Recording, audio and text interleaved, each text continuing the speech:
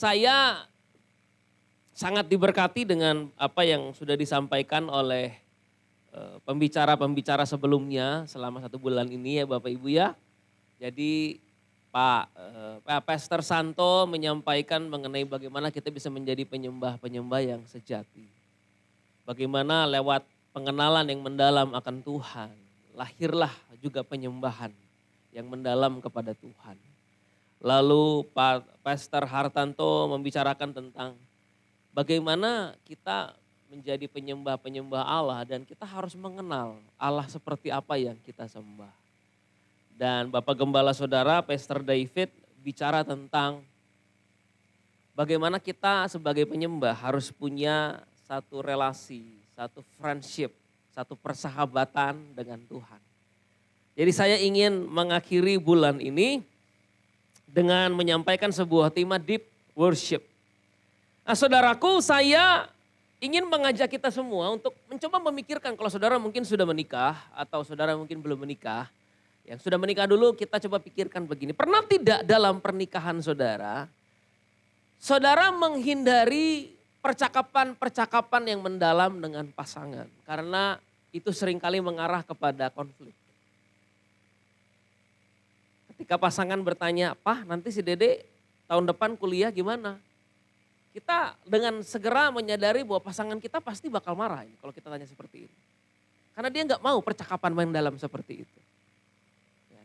Mungkin saudara sedang kebingungan untuk bisa membiayai kuliah anak dan pertanyaan itu adalah pertanyaan yang saudara tidak ingin bicarakan. Karena itu percakapan yang mendalam yang kalau saudara bicarakan seringkali ujung-ujungnya berantem. Atau saudara mungkin punya kebutuhan-kebutuhan tertentu di dalam pernikahan yang saudara takut untuk sampaikan kepada pasangan. Karena saudara berpikir pasangan saudara tidak menganggap itu penting, tidak menganggap itu prioritas, tidak memperdulikan prioritas saudara. Dan pasangan saudara juga seringkali ujung-ujungnya marah. Kalau saudara ajukan kebutuhan-kebutuhan tersebut. Jadi kita tanpa sadar seringkali menghindari yang namanya deep talk. Percakapan yang mendalam. Karena akhirnya selalu gak bagus. Kalau saudara merenungkan, pernah tidak kita menghindari pembicaraan yang mendalam dengan Tuhan? Dan kita pakai mindset asal taat aja dah, percaya aja dah.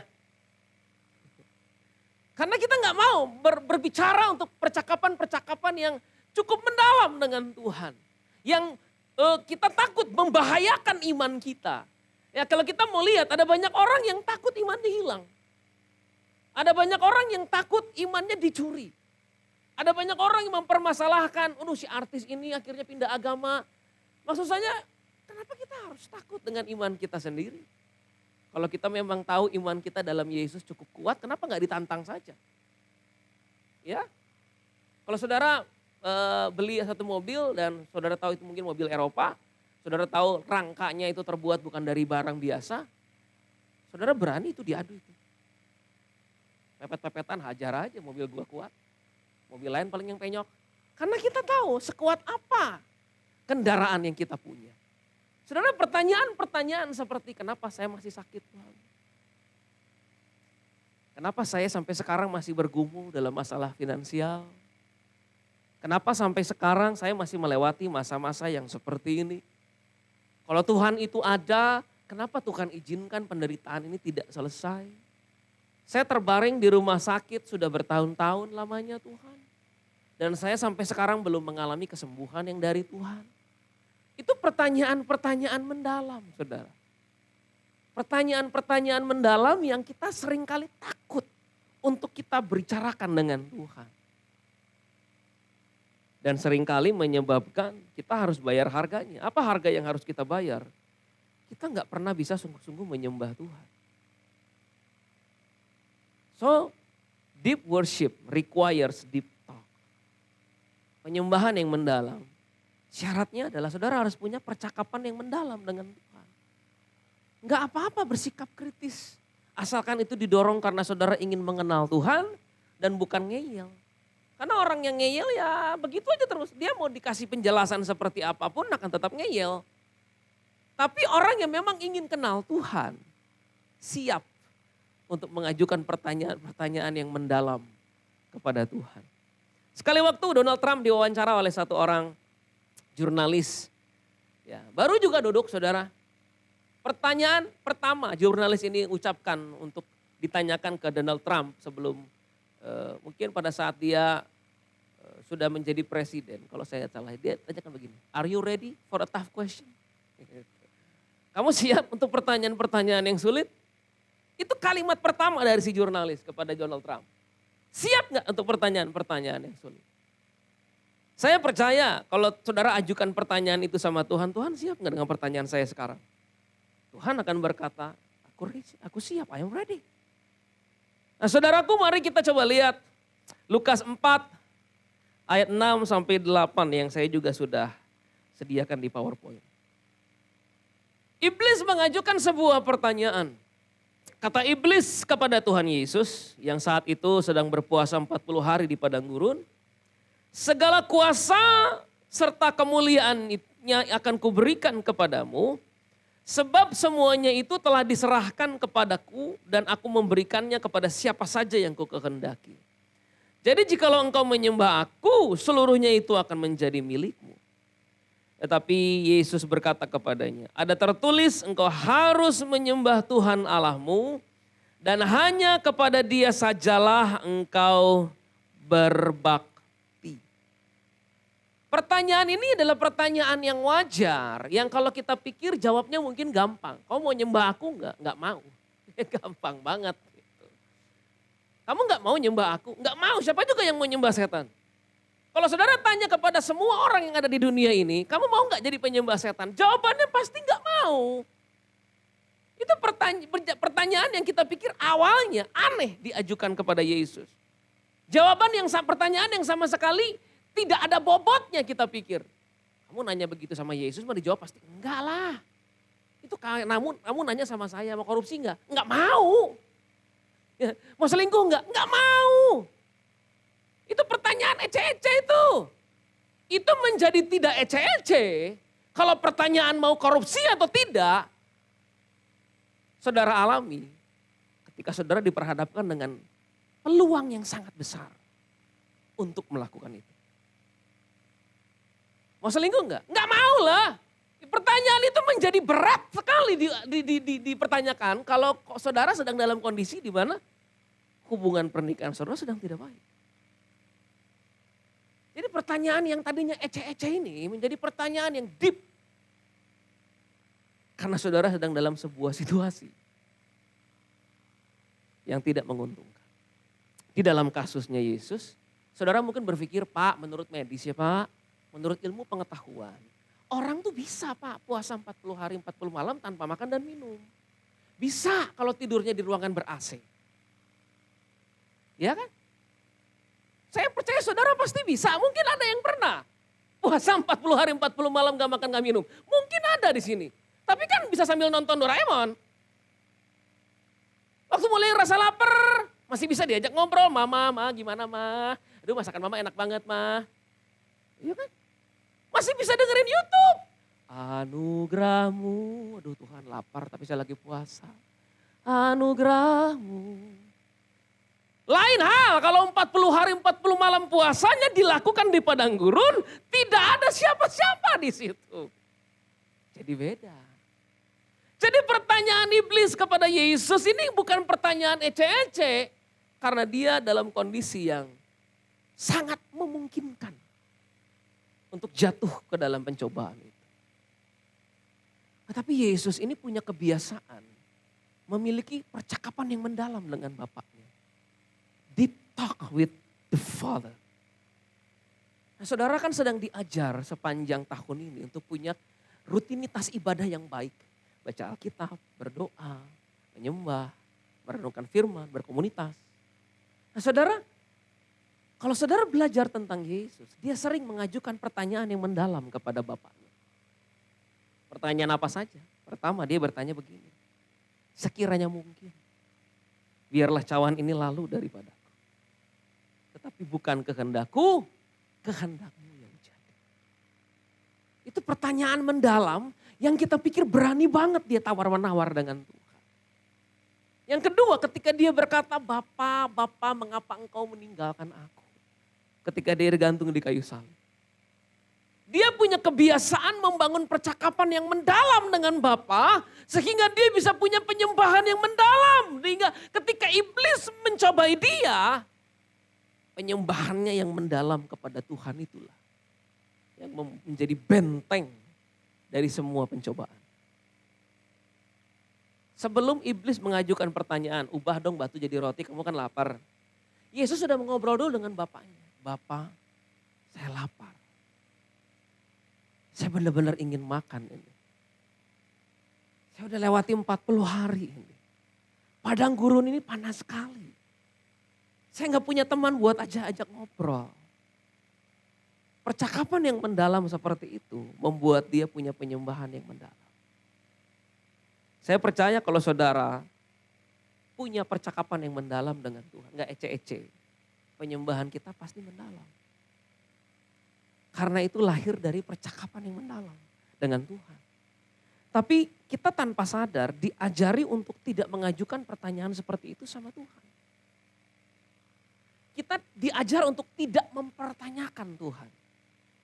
Jangan pernah mempertanyakan kebaikan Tuhan. Kalau saya mau mempertanyakan kebaikan Tuhan emang gak boleh.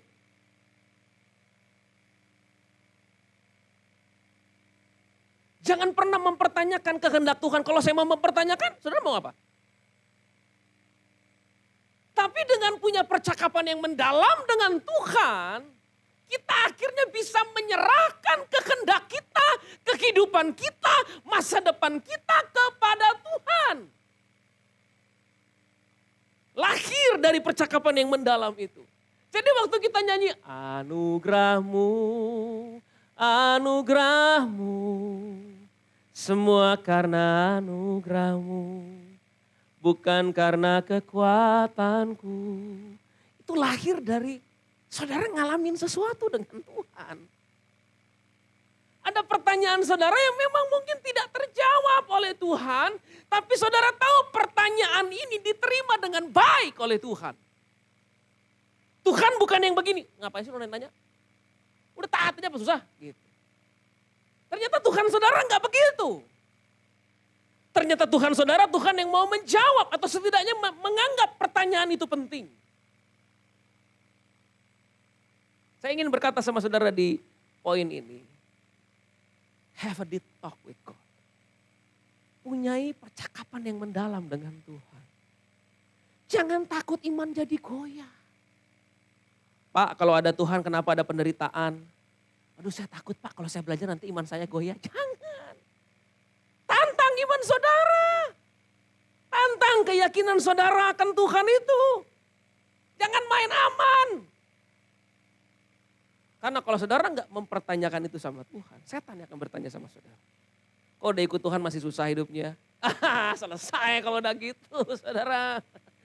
Kok udah pelayanan bertahun-tahun suami kamu masih belum bertobat? Selesai saudara kalau udah setan yang nanya duluan. Kita nggak punya persiapan karena udah keburu ditanya sama dia. Tapi kalau hubungan kita dengan Tuhan tiap hari, kita punya pertanyaan-pertanyaan yang mendalam. Waktu setan nanya, kita jawab begini, telat loh. Ini gue bicarain dulu sama Tuhan, lu baru nanya. Amin. Contoh apa Pak? Kalau saya baca Alkitab, saya bisa nanya sama Tuhan. Contohnya, Yohanes 9. Ada orang yang sejak lahir dilahirkan buta. Murid-murid bertanya kepada Yesus. Dosa siapa ini? Sehingga anak ini dilahirkan buta. Yesus jawab, bukan dosa anak ini, bukan dosa orang tuanya. Kan saudara bisa bertanya, Tuhan beneran deh saya baru mau nanya sekarang. Kenapa ada anak yang dilahirkan buta? Kira-kira kenapa sih Tuhan? Itu kan baik untuk kenapa? Karena satu waktu mungkin saudara akan perlu jawaban dari pertanyaan itu ketika mungkin anak kita sendiri terbaring di rumah sakit.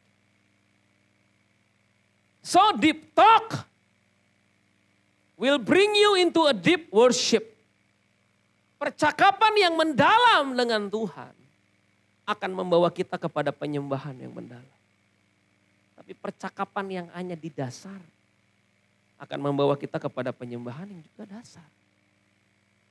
Saudara, deep worship itu kalau saya coba terjemahkan dalam kerangka ibadah pujian dan penyembahan. Deep worship itu begini, Deep worship itu adalah satu penyembahan yang melampaui kata-kata manusia. Satu penyembahan yang melampaui logika, melampaui intelijensi, melampaui pikiran. Deep worship adalah satu penyembahan di mana saudara itu seperti sudah lost dan sudah menyerahkan diri saudara kepada atmosfer ilahi yang sedang ada pada saat itu. Jadi ketika saudara masuk kepada penyembahan yang mendalam, saudara seperti sudah sedang terhilang. Sedang tidak memperdulikan segala sesuatu di sekeliling saudara. Saudara benar-benar sedang terfokus hanya untuk menyembah Tuhan. Itu penyembahan yang mendalam. Berapa lama Pak saya bisa masuk ke deep worship? 1 detik, 2 detik, 5 detik, kita saudara-saudara. Tetapi itu dimulai dari percakapan yang mendalam. Amin. Coba kita lihat ada 2 kata yang saya mau saudara perhatikan dalam Lukas pasal 4 tadi. Yesus berkata begini di ayatnya yang ke-8. Tetapi Yesus berkata kepada iblis, ada tertulis, engkau harus menyembah proskuneo Tuhan Allahmu dan hanya kepada Dia sajalah engkau berbakti latreo.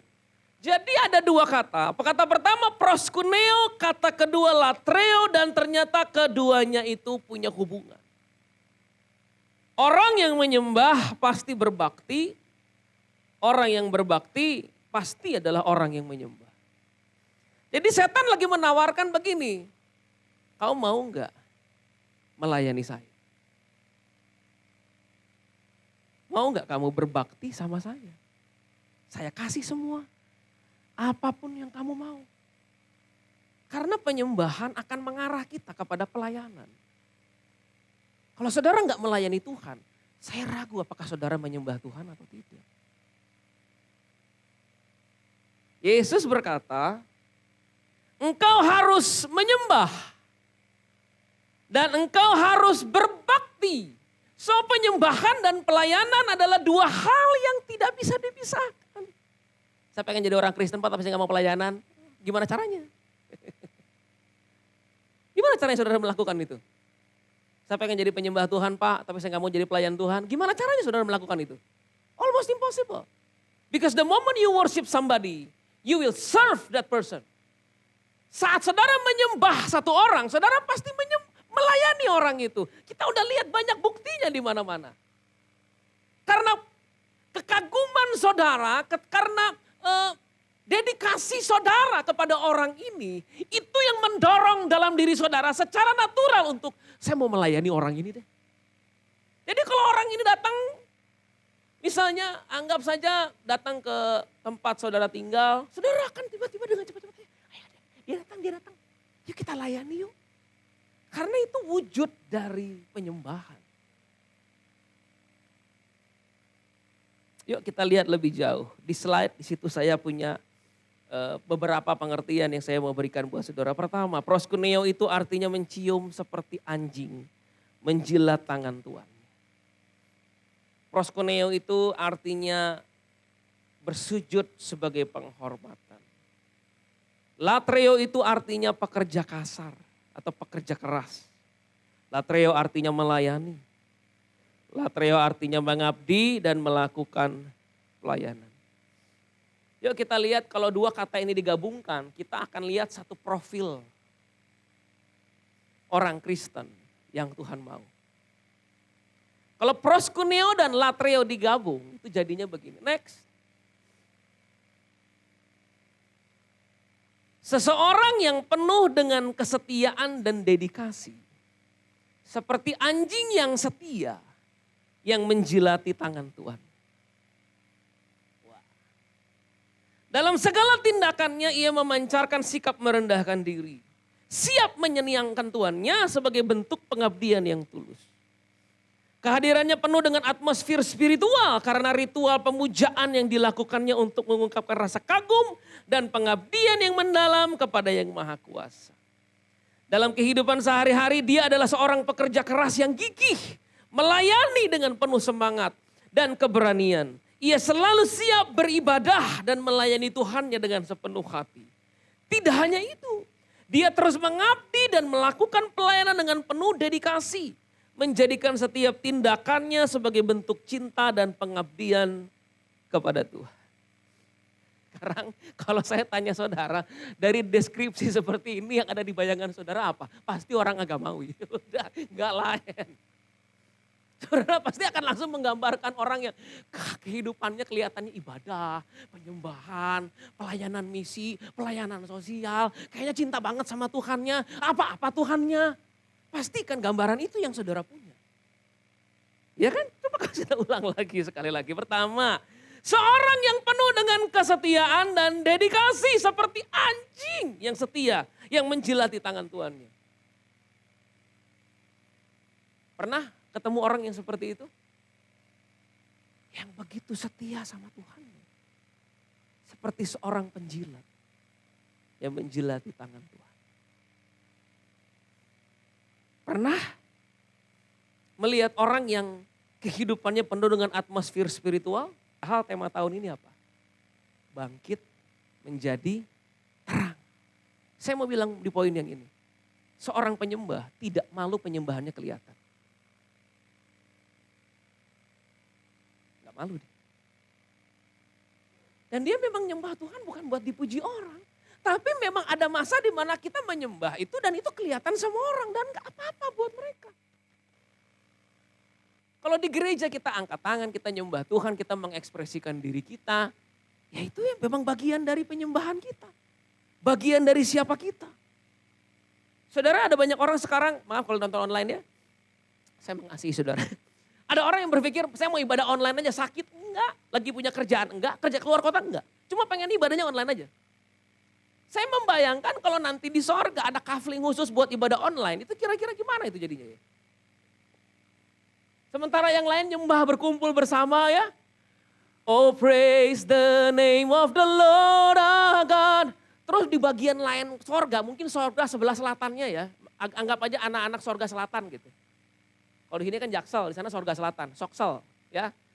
Ada satu pemukiman khusus buat orang-orang yang nyembah dalam rumah masing-masing. Oh praise the name. Sambil minum Coca-Cola, oh the Lord. Ada ya. Saudara bisa bayangkan sorga macam apa kalau begitu? Tapi sekarang banyak orang yang berkata yang penting saya cinta Tuhan. Dan hidup di dalam isolasi. Gak mau kelihatan sama orang. Gak mau menunjukkan bahwa dirinya adalah orang-orang Kristen. Penyembah-penyembah. Nah saudara lewat profil tadi, saudara bisa bayangkan pergabungan antara proskuneo dan latreo seperti apa? Saudara akan menemukan orang yang mungkin saudara paling gak suka. Itu gambaran yang mau kita buang jauh-jauh. Saya gak suka orang agamawi.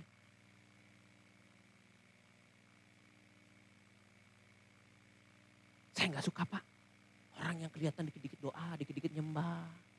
Saya gak suka yang kayak gitu Pak. Dikit-dikit nyampein firman, bicara tentang Yesus. Terlalu agamawi itu Pak. Saya membayangkan waktu Yesus bilang sama murid-muridnya, kamu di sana dulu ya. Saya mau kesini mau berdoa ya. Lalu dia berdoa. Bapak. Murid-murid ngegosip. Kok Yesus gitu ya? Kalau berdoa tuh agak jauhan dikit tuh di belakang gunung. Biar gak kelihatan sama kita. Kalau ini kan cuma sedikit doang, beda berapa meter. Kelihatan dong sama kita. Mau apa dia mau pamer? Oh dia lagi bersekutu sama bapaknya gitu. Oh kita gak punya hubungan dengan bapak seperti dia. Jadi sekarang banyak di antara kita kalau mau berdoa, pergi jauh ke gunung. Biar gak kelihatan orang. Padahal enggak, ini tahun dimana biarkan dunia melihat penyembah-penyembah itu ada. Biarkan dunia melihat orang-orang yang cinta Tuhannya itu ada. Biarkan generasi Z, generasi X, generasi Y itu melihat ada orang-orang yang menyembah dan menunjukkan penyembahan mereka kepada Tuhan. Karena sekarang lagi dicari penyembah-penyembah seperti itu. Amin. Saudaraku kasihan generasi kita. Kalau dia cari orang yang berdedikasi sama Tuhan gak ketemu. Gak ada apa gak lihat? Kalau dia cari orang-orang yang melayani Tuhan dengan segenap hati gak ketemu. Gak kelihatan, semua sembunyi di rumah masing-masing. Apa jadinya negara kita? Apa jadinya generasi kita nanti? Saya merasa ini panggilan yang kuat yang saya ingin berikan buat saudara tahun ini. Miliki percakapan yang mendalam dengan Tuhan. Dan biarlah dari percakapan yang mendalam itu Anda menjadi orang yang tidak takut lagi dengan pertanyaan orang lain. Dengan penilaian orang lain. Karena kadang kala kita menyembunyikan kekristenan kita tuh karena kita takut ditanya orang. Pak, Bapak sering ya saya lihat Pak kekul di rumah itu. Iya ada ibadah. Oh iya. Iya, iya. Tapi saudara tahu maksud orang ini apa? Orang ini lagi bilang begini loh. Kok sering kul tapi belum dapat kerjaan. Saudara menghindari pertanyaan itu. Jadi saya pengen seringkul, tapi saya nggak mau orang nanya kalau saya sedang bergumul. Gimana caranya ya? Kulnya sembunyi-sembunyi aja. Tereng, tereng, tereng. Shalom. Shalom Pak. Shalom Pak David. Ya, ini saya Pak, Pak James. Oh Pak James gimana Pak? Saya mau kul Pak, tapi nggak mau kelihatan orang. Kenapa kita takut dengan pertanyaan-pertanyaan seperti itu? Memang kita ini punya masalah. Kita punya pergumulan, kita punya berbagai macam kesusahan dalam hidup. Dan orang pasti nyinyir. Orang pasti gosipin saudara. Orang pasti ngomongin saudara. Dan kalau kita takut dengan semua itu, kita akan jadi orang-orang Kristen yang bersembunyi.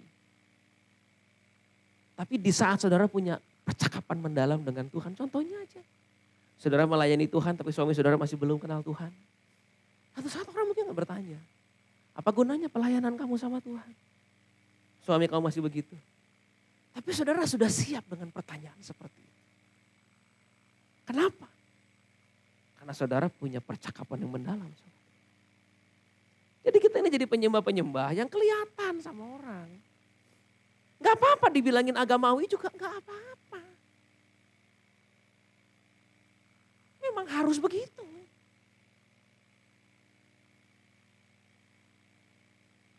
Gak apa-apa dibilangin sama orang. Berdoa di mana aja, di tempat makan aja masih ada yang berdoa gak di tempat makan? Masih ada gak yang malu? Di tempat kerja masih ada gak yang malu? Ini lagi makan siang nih. Tunggu sampai semua kosong. CCTV di mana CCTV? Oh di sono gak kelihatan gue. Berkati makan Tuhan, amin. Saudara, kalau kita jadi penyembah yang malu-malu, gimana coba saudara?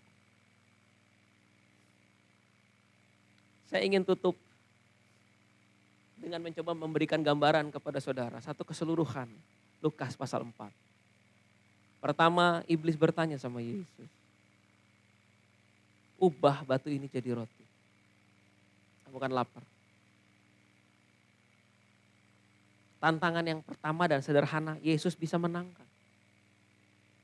Dia bisa berkata begini, manusia hidup bukan dari roti, tapi dari setiap firman yang keluar dari mulut Allah.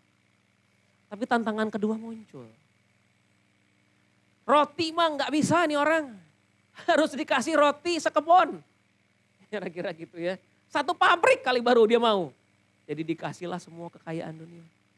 Nah sekarang kamu pasti mau dong. Yesus bilang enggak. Aku enggak mau semua itu. Aku mau menyembah Tuhan saja. Datang lagi tantangan terakhir. Gini aja deh. Kamu lompat. Kalau kamu lompat ke bawah, semua orang akan lihat betapa powerfulnya kamu. Betapa hebatnya kamu. Lompat ke bawah nanti malaikat bakal nangkep kamu. Dan orang-orang akan mengakui bahwa kamu itu luar biasa. Bahwa kamu itu Mesias. Tapi Yesus jawab lagi, enggak. Enggak apa. Jalan saya untuk akhirnya dikenal bukan lewat pertunjukan seperti itu. Tapi dengan mati di kayu salib. Itu jalan yang mau saya lewati. Saudaraku, saya percaya Yesus pernah mengajukan pertanyaan ini sama Bapaknya. Sekiranya mungkin. Bisa enggak aku lompat aja dari sini? Buka ini, J.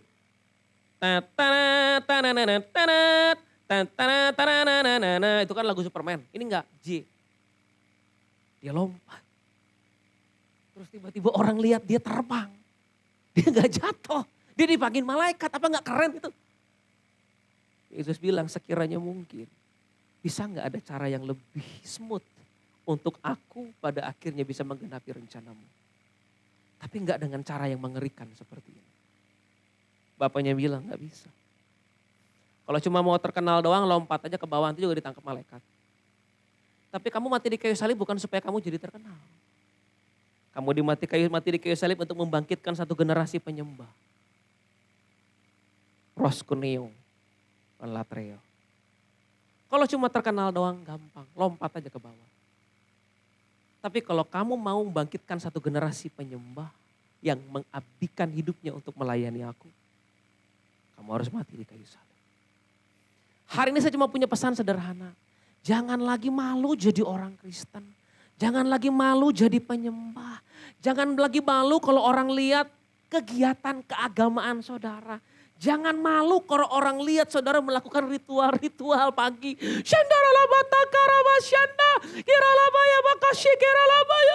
Jangan malu. Jangan malu. Miliki percakapan yang mendalam dengan Tuhan. Supaya kita bisa bangkit jadi penyembah-penyembah yang benar. Yang menyembah Bapa di dalam kedalaman roh dan kebenaran. Amin. Saudara mau jadi penyembah-penyembah seperti tahun ini ya? Amin. Kita nggak mau lagi jadi penyembah-penyembah yang di belakang layar, yang pemalu, yang tersembunyi. Enggak, kita mau menunjukkan terang itu kepada dunia ini. Kalau generasi ini lagi cari papa-papa yang menyembah, mama-mama yang menyembah, saya harap mereka lihat ada di rumahnya. Kalau orang-orang di dunia ini lagi cari para penyembah, orang-orang yang mendedikasikan hidupnya pada Tuhan, saya harap mereka menemukan kita. Karena kalau kita sudah tidak ditemukan lagi, generasi ini akan berpikir bahwa udah gak ada orang-orang yang cinta Tuhan. Amin.